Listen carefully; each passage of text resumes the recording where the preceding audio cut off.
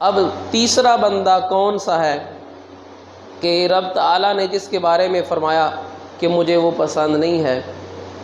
سورہ لقمان میں، سورہ حدید میں، سورہ نساء میں 3 مقامات پر رب تعالیٰ نے ایک ہی جیسے الفاظ استعمال فرمائے اور فرمایا کہ ایسا بندہ اللہ کو پسند نہیں ہے۔ اب سب سے پہلے حضرت لقمان علیہ السلام نے جو اپنے بیٹے کو نصیحتیں کی، سورہ لقمان میں وہ موجود ہیں۔ ان نصیحتوں میں سے ایک نصیحت کیا فرمائی؟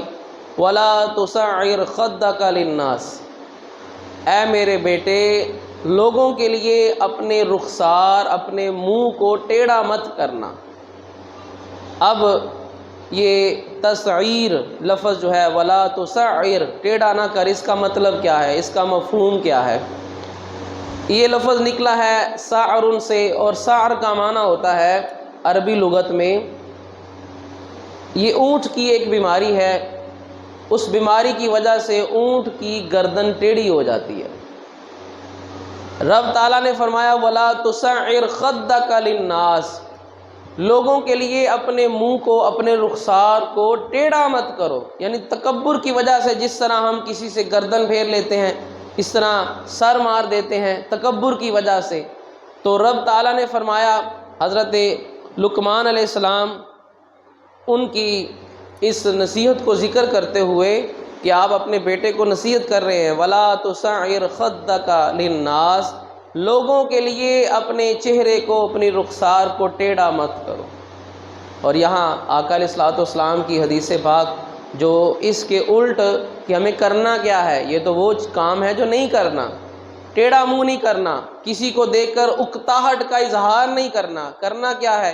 آقا علیہ الصلوۃ والسلام نے فرمایا اپنے مومن بھائی کو خوش ہو کر ملنا بھی صدقہ ہے، اپنے مومن بھائی کو اچھے چہرے کے ساتھ ملنا، رب اس پر بھی صدقے کا ثواب عطا فرماتا ہے، یعنی وہ بھی نیکی ہے۔ وَلَا تَمْشِ فِي الْأَرْضِ مَرَحًا، اور زمین پر اترا کر مت چلنا۔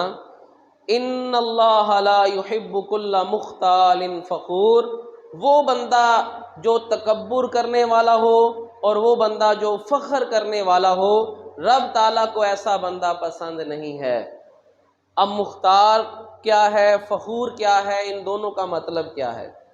ویسے تو مختال کا معنی ہوتا ہے کہ اپنے آپ کو، اپنے جسم میں، اپنی ذات میں کوئی ایسی چیز خیال کرنا اور اس کی وجہ سے اپنے آپ کو بہتر سمجھنا۔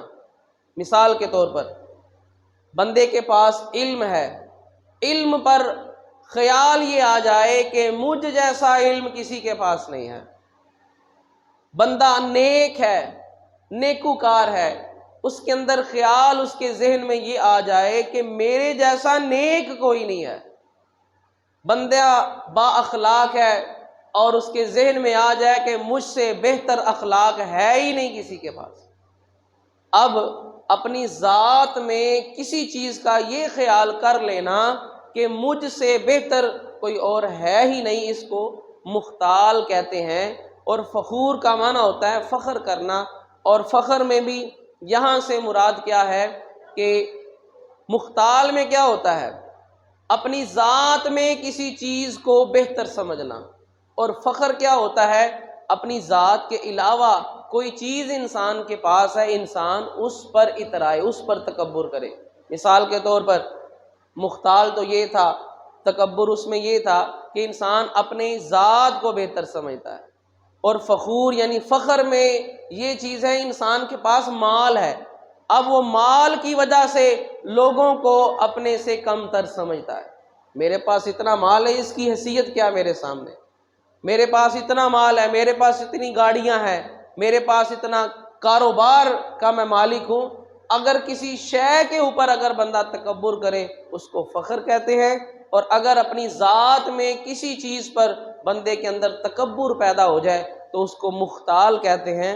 رب تعالیٰ فرماتا ہے ذات میں کسی شے پر تکبر کرو، یا اپنی کسی چیز پر، مال پر، اپنی عزت پر، اولاد پر، اپنے بینک بیلنس پر، کاروبار پر اگر لوگوں کے سامنے تکبر کرو، اور تکبر کا معنی بھی آقا علیہ الصلوۃ والسلام نے حدیث پاک میں بیان کیا کہ کسی کو اپنے سے کم تر سمجھنا، یہ تکبر ہوتا ہے۔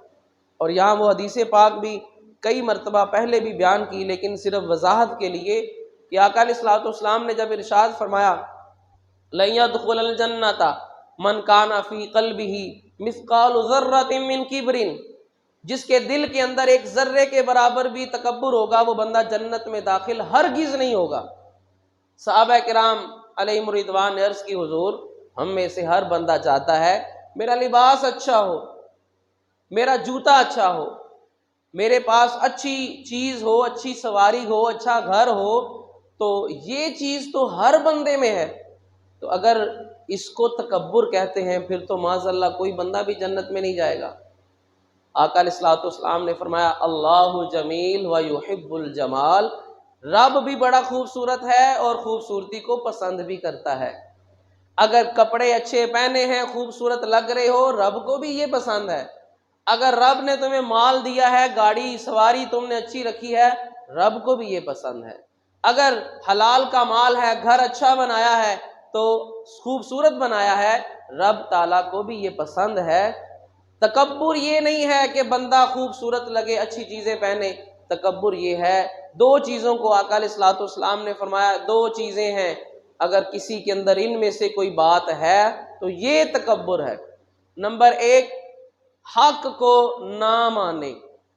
اب ہوتا کیا ہے، بعض اوقات ہم کسی موقف پر ڈٹے ہوئے ہوتے ہیں، کسی صاحب علم سے گفتگو ہو رہی ہوتی ہے، اب وہاں پر اگر ہم یہ مان لیں ہاں آپ ٹھیک کہہ رہے ہیں میں غلط تھا، تو اب وہاں پر اپنے آپ کو بے عزت کون کرتا ہے؟ اپنی غلطی کا اعتراف کون کرتا ہے؟